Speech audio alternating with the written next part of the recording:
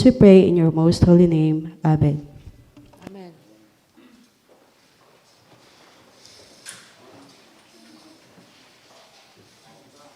Ay, wala naman dito. So, good morning once again. Let's have the roll call requesting the Honorable Secretary, Ms. 𝐶𝐶 to please call the names. Thank you, Honorable Presiding Officer. Please acknowledge if your name is called. Vice Mayor, Presiding Officer, Honorable Attorney Maribeth Estrella Lopez. Present. Sangguniang Bayan Member, Honorable Nestor G. Paulican. Sangguniang Bayan Member, Honorable 𝐒𝐚𝐬𝐬𝐢𝐨𝐧. Present. Sangguniang Bayan Member, Honorable Paul Richie P. Galilea. Present. Sangguniang Bayan Member, Honorable Lorraine L. Laure. Present. Sangguniang Bayan Member, Honorable Roy Y. Cabalquinto. Present. Sangguniang Bayan Member, Honorable Attorney 𝐒𝐚𝐲𝐚𝐫 Gaitera. Sangguniang Bayan Member, Honorable Bernard Lawrence L. Zubiri. Sangguniang Bayan Member, Honorable Estrella 𝐒𝐏𝐏𝐄𝐍𝐰. ABC President, Honorable John Lester T. Tan. Present. SK Federation President, Honorable John Sixto S. Calolo. Present. IP Mandatory Representative, Honorable Diosdado L. Siberia. We have a perfect attendance, and for that, I think everyone deserves a round of applause. It goes without saying that session is, we have a quorum. So let's proceed. Requesting the Honorable Majority Floor Leader, Ms. 𝐒𝐚𝐳 to help us out with the order of business. Good morning. Thank you, Honorable Presiding Officer. I move to dispense the reading of journal and minutes of the previous session. There's a motion to dispense with the reading of the minutes and journal of the previous session, seconded by Honorable Lowry and Honorable Zubiri. Comments? None. Motion is approved. I move to adopt and approve journal and minutes of the previous session. Second.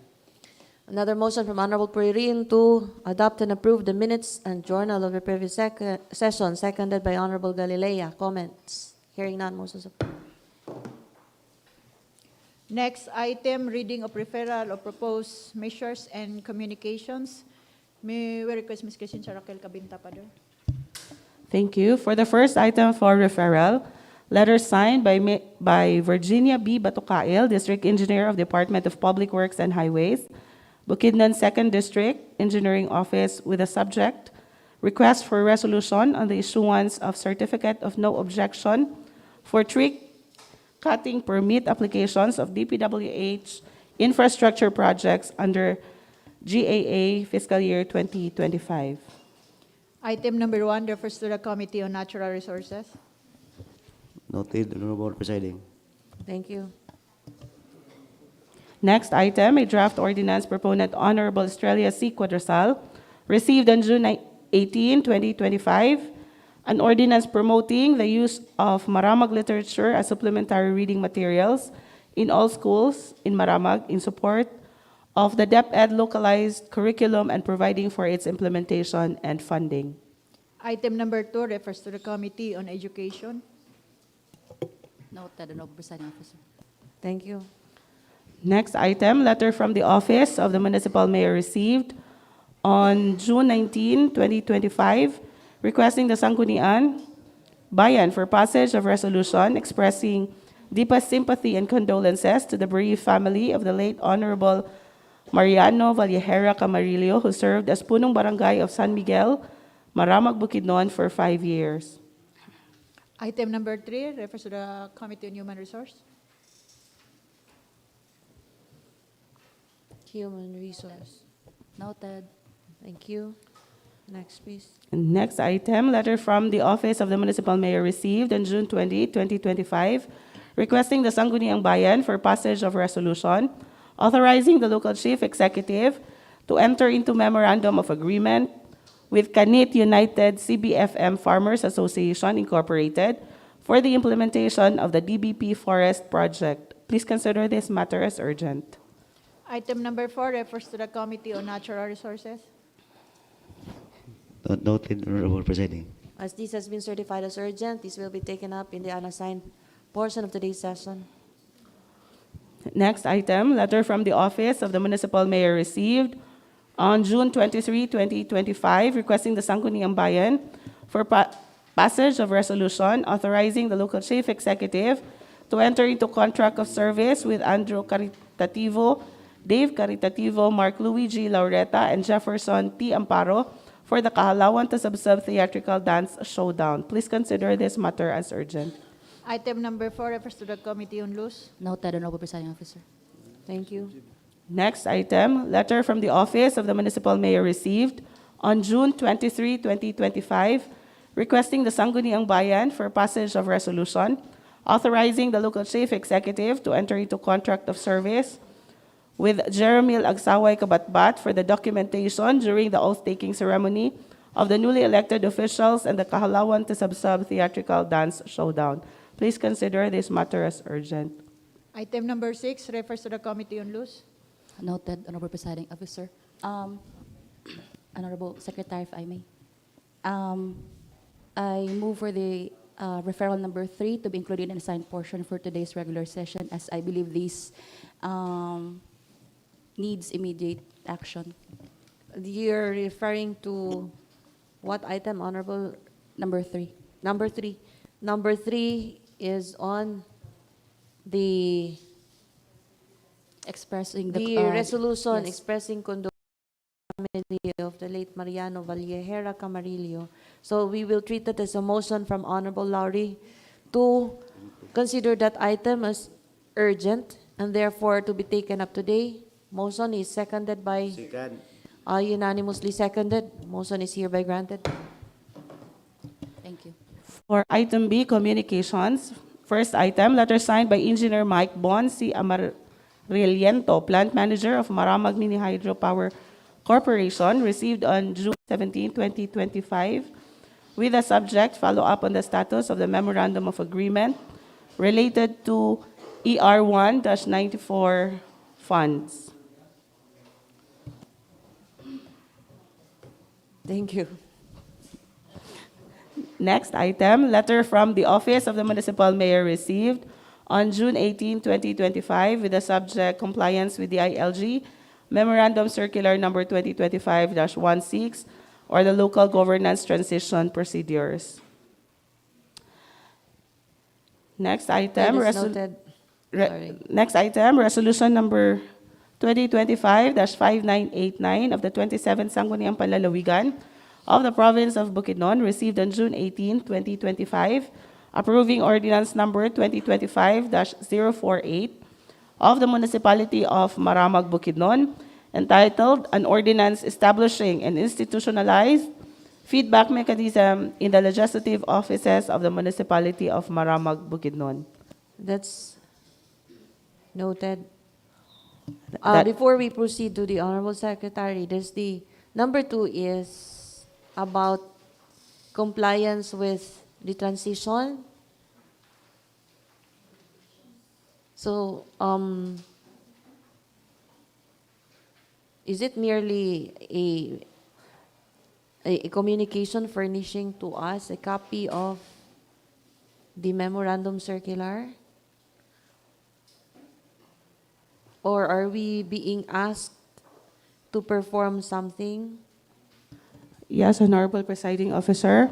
As to the second paragraph of the letter of the mayor, in compliance with the aforementioned directive, this municipality shall conduct a turnover ceremony in the legislative department for the incoming local officials in accordance with the provisions of the circular. This process includes the preparation, completion, and submission of all prescribed turnover documents. The local governance transition team shall be in attendance and actively engaged in overseeing the proceedings of the ceremony. This is supposed to be scheduled today. Yes, Honorable Presiding Officer, and the local chief executive is not available today, so he rescheduled it tomorrow What time? at 9 o'clock, Honorable Presiding Officer. Considering that per memorandum circular, we are supposed to comply with everything. So we are also expected to be present, all of us, tomorrow, since there has been a rescheduling of the said transition, the turnover ceremony. Okay, thank you anyway.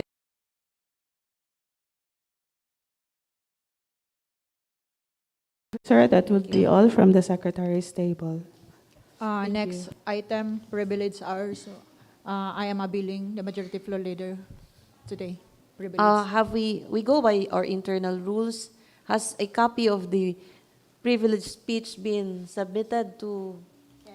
Just checking now because we have to abide by our rules that if there is a privileged speech that will be given, copy of the said speech has to be submitted to the secretary at least 2 days in advance. Is it 2 days, 72 hours? Yes, Honorable Presiding Officer, it was received last June 20, 2025. Okay, thank you. So let's hear the privileged speech of Honorable Jocelyn Puerin. And may we be furnished a copy of said speech?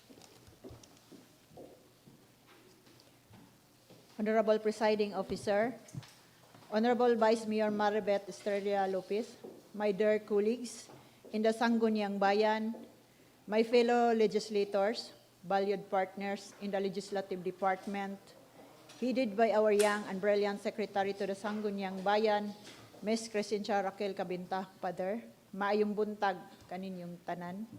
Morning. I am taking this special privilege to speak before you today. Really, I am filled with utmost gratitude, sense of longing, and unwavering commitment to our beloved municipality.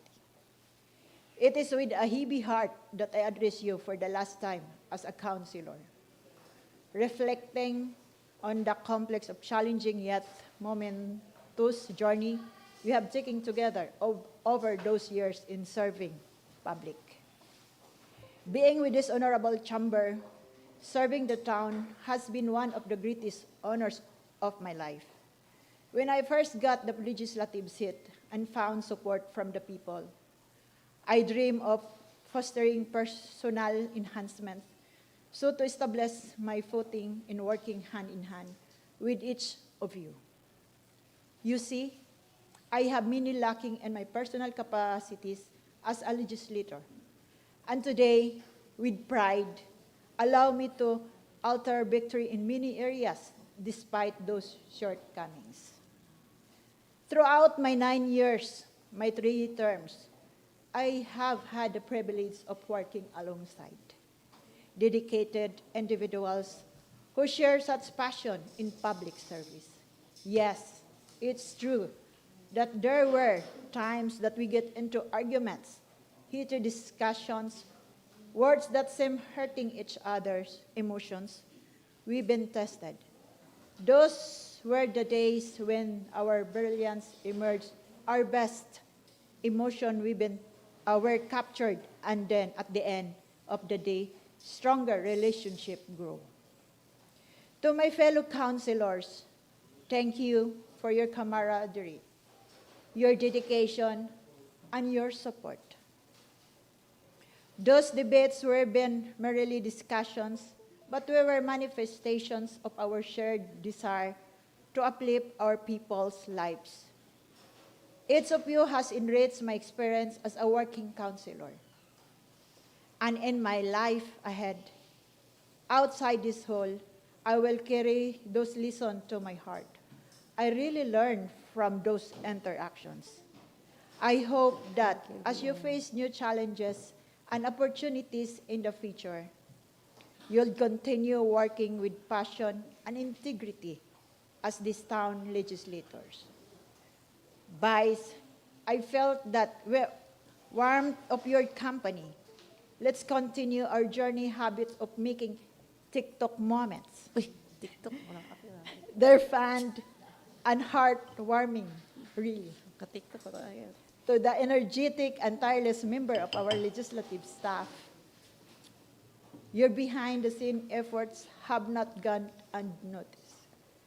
Thank you for the countless hours you've set in doing our work nothing. Please extend my heartfelt appreciation to your families and friends, to our constituents who entrusted me with their voices and concerns. I hope that I have made a difference in your lives, just as you made me an indelible mark on mine. Today is the last session of the 15th Sangguniang Bayan.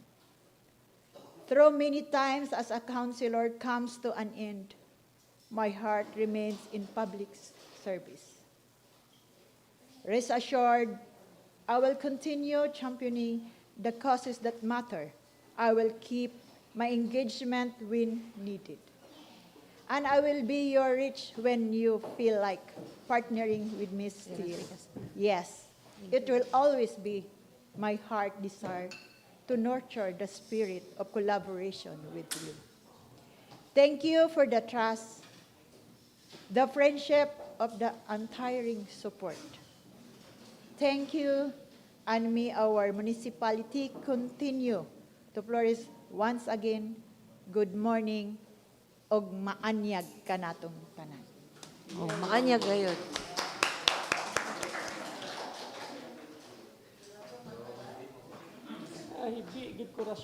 So, we have heard the privileged speech of Honorable Perrin, who is ending her 3 terms as councilor.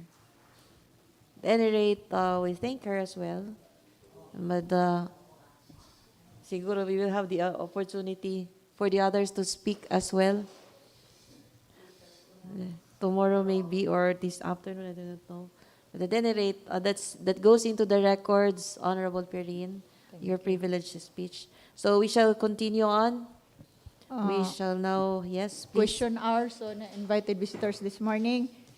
Business for the day, committee reports. Number 1, Committee on Finance. So let's have the report. First report from the Committee on Finance. Yes. Good morning to the August Bagi and to everyone present here today. Committee report number 1, dated June 23, 2025, addressed to the presiding officer. Subject: letter from the Office of the Municipal Mayor received on April 25, 2025, requesting Sangguniang Bayan for passage of resolution authorizing the release of monthly allowances to agricultural technicians and MTO field personnel from the travel expenses in the respective office budget in the amount of 1,000 pesos per personnel under Appropriation Ordinance Number 2024-08, starting January 2025. Region Honorable Jose Joel P. Durma, Municipal Mayor, submitted by Committee on Finance and Appropriation. Findings and recommendation. 1. The annual budget for calendar year 2025 was duly approved by the 15th Sangguniang Bayan on November 11, 2024, through the enactment of Appropriation Ordinance Number 2024-08. Number 2, included in the annual budget is an appropriation of 500,000 pesos for the MTO and 680,000 pesos for the Municipal Agriculture's Office, or MAO, specifically intended for traveling expenses. 3, in previous years, portion of the appropriated funds for travel expenses have been utilized to provide monthly allowances to the concerned personnel as a form of reimbursement for the expenses defrayed, such as meals and fuel incurred during the performance of their field duties. 4, in a letter dated April 21, 2025, the Municipal Mayor requested Sangguniang Bayan to pass a resolution authorizing the release of monthly allowances to agriculture technicians and MTO field personnel from the travel expenses in the respective office budget in the amount of 1,000 pesos per personnel under Appropriation Ordinance Number 2024-08, starting January 2025. 5, a committee hearing was conducted on June 18, 2025, 11:20 in the morning at the Legislative Meeting Room with the following attendees. A, yours truly, Chairperson Committee on Finance and Appropriation, Honorable Esther 𝐶. Member Committee on Finance and Appropriation, si Honorable Nestor G. Paulican, Member Committee on Finance and Appropriation, Mr. Armand S. de la Cruz, Municipal Agriculturist, and Ms. Grace R. Añasco, Management Audit Analyst 3, MACO. 6, upon committee hearing, the following were found. A, the Municipal Agriculture's Office has allocated funds to cover for the travel expenses of 24 agricultural technicians. Similarly, the Municipal Treasurer's Office allocated a budget to cover for the travel expenses of 11 field personnel. B, the said allocation was included in the annual budget for calendar year 2025 under the maintenance and other operating expenses specifically categorized as travel expenses. C, each personnel is entitled to a monthly allowance of 1,000 pesos to help cover travel expenses, particularly conducting field work to different barangays.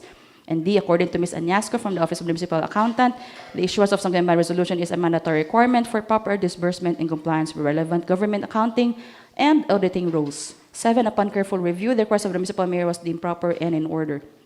Eighth, therefore, the committee hereby recommends to pass a resolution authorizing the release of monthly allowances to the agricultural technicians of the Municipal Agriculture's Office or MAO and the field personnel of the Municipal Treasurer's Office MTO in the amount of 1,000 pesos per personnel to be sourced from the travel expenses item in the respective office budgets as provided in Appropriation Ordinance Number 2024-08, effective January 2025, submitted by yours truly, Chairperson, Cucurbit's members, Honorable Nestor G. Paulica and Honorable Estrella C. 𝐶. I move for the adoption of the committee report.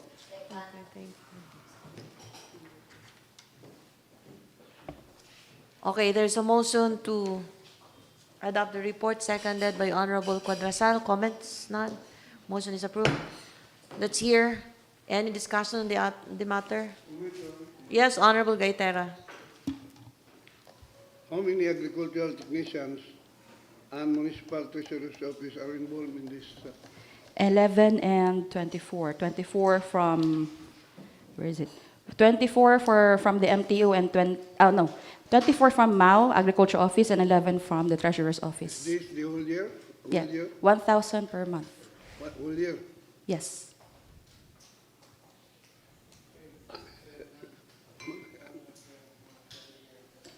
Perhaps it would be a good idea if an ordinance be drafted on this, if this is going to be an institutional thing. Yes. Something I that would- it can be, that is regularly to be given out to the said technicians employees, and field technicians. But anyway, team. Honorable Gaytera was asking about the number. Yeah. 24 and 11. And this is covered by the budget.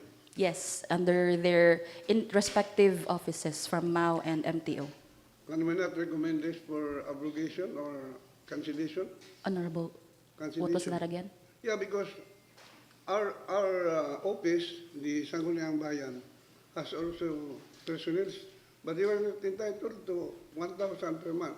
It's there for their field work. So, kada adlaw is mato sa barangay. So, kulang pagani ang, kung i-divide nimo og 1,022 days, so kulang pagani siya pang fuel and pangkaon nila.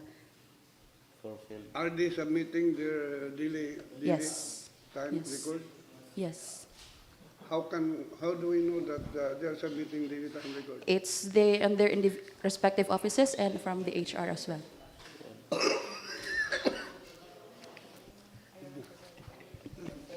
That is how we are. Okay, no more questions, Honorable Gaytera. Anyone else who has something to say on the matter? Seems to be no more questions. Again, and it is for everyone, addressed to everyone. If this is going to be something that will be regularly given, it could be a subject matter of an ordinance in the future. We leave that to the 16th Sangguniang Bayan. We leave that, of course, to the 16th Sangguniang Bayan. It's just something for them to think about. At any rate, what's the pleasure now of the chairperson? Having no more questions, I move for this item to be included in third and final reading for today's regular session. There's a motion to include the item for third and final reading to this session, seconded by Honorable 𝐸𝐴drasal. Comments? None. Motion is approved. Next item, number 2, Committee on Human Resource. To be reported, Honorable Presiding. Okay, let's have the report from the Committee on Human Resource Management and Civil Service. Good morning to the august body. Morning. Committee report number 2.1, dated June 23, 2025, to Presiding Officer.